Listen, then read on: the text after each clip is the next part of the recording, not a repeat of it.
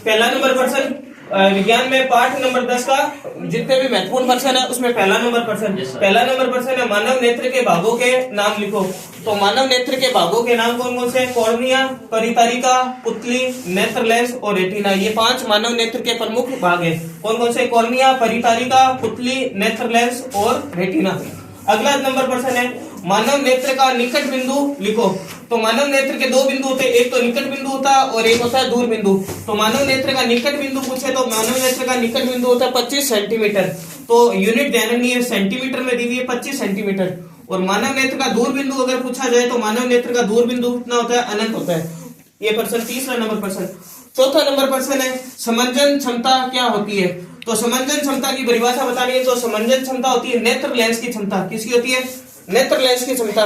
तो मानव का जो नेत्र लेंस होता है उसकी एक विशेषता होती है कि वो लचीलापन का गुण होता है। इसके कारण वो क्या होता है? बड़ा या छोटा अपने आप को कर सकता है, यानी वो अपने आकार में परिवर्तन कर सकता है। तो समंजन क्षमता क्या होती है? नेत्र लेंस की वह क्षमता होती है, नेत्र लेंस की वह क्षमता जिसके कारण वह अपनी फोकस दूरी को क्या कर सकता है? कम या ज्यादा कर सकता है। नेत्र लेंस की वह क्षमता जिसके कारण वह अपनी फोकस दूरी को क्या कर सकता है? कम या ज्यादा यानी समायोजित कर सकता है, उसे क्या बोलते हैं? अपने समंजन क्षमता कहते हैं। नेत्र लेंस की वह क्षमता जिसके कारण वह अपनी फोकस दूरी को समायोजित कर सकता है क्या कहलाती है? समंजन क्षमता कहलाती है।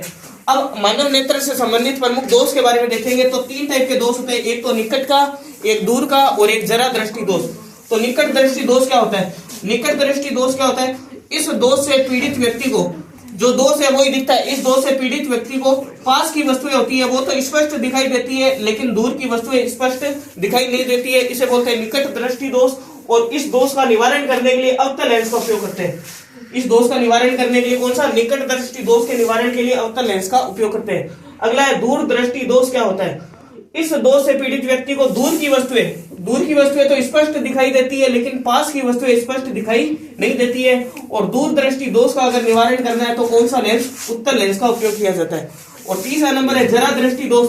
इस दोष से पीड़ित व्यक्ति को पास और दूर दोनों की वस्तुएं स्पष्ट दिखाई नहीं देती है, पास और दूर दोनों की वस्तुएं स्पष्ट दिखाई नहीं देती है। और इस दोष के निवारण के लिए द्विफोक्सी लेंस का उपयोग किया जाता है। अगला है वर्ण विक्षेपण। तो वर्ण विक्षेपण और स्पेक्ट्रम 2 परिभाषाएं, दोनों साथ में समझ लेते हैं। ये प्रिज्म है, जब किसी प्रिज्म पे क्या डालते हैं? श्वेत प्रकाश को डाला जाता है। जब किसी प्रिज्म पे श्वेत प्रकाश को डालते हैं तो ये प्रिज्म श्वेत प्रकाश को क्या करता है? 7 रंगों के प्रकाश में बांट देता है। तो इस घटना को अपन बोलते हैं वर्ण विक्षेपण। और ये जो 7 रंगों को एक पट्टी प्राप्त होती है, इस पट्टी को बोलते हैं अपने स्पेक्ट्रम बोलते हैं। तो परिभाषा क्या होती है? जब किसी प्रिज्म से श्वेत प्रकाश को गुजारते हैं तो यह प्रिज्म श्वेत प्रकाश को 7 रंगों के प्रकाश में विभाजित कर देता है। इस घटना को वर्ण विक्षेपण कहते हैं। और स्पेक्ट्रम की परिभाषा क्या होती है? 7 रंगों की जो पट्टी होती है उसको बोलते हैं स्पेक्ट्रम। जब किसी प्रिज्म से श्वेत प्रकाश को गुजारते हैं तो यह प्रिज्म श्वेत प्रकाश को 7 रंगों के प्रकाश में विभाजित कर देता है। इस 7 रंगों की पट्टी को स्पेक्ट्रम कहते हैं।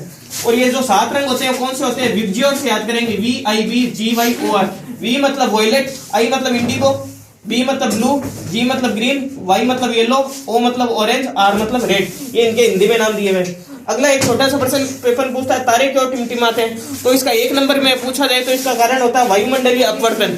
तारे क्यों टिमटिमाते हैं? तो वायुमंडलीय अपवर्तन के कारण तारे टिमटिमाते हैं। और एक प्रश्न ये टिंडल प्रभाव क्या होता है? टिंडल प्रभाव क्या होता है? देखो कण होते हैं, कुछ कण बहुत ज्यादा छोटे होते हैं, कुछ बहुत ज्यादा बड़े होते हैं। और एक कण होते हैं जो मध्यम आकार के होते हैं। तो मध्यम आकार के जो कण होते हैं वो कोलाइडी कण होते हैं। इन कोलाइडी कणों के कारण प्रकाश की किरणों का क्या होना? फैलना टिंडल प्रभाव कहलाता है। ये इस पाठ के अपने महत्वपूर्ण पर्सन है, पाठ नंबर 10 के।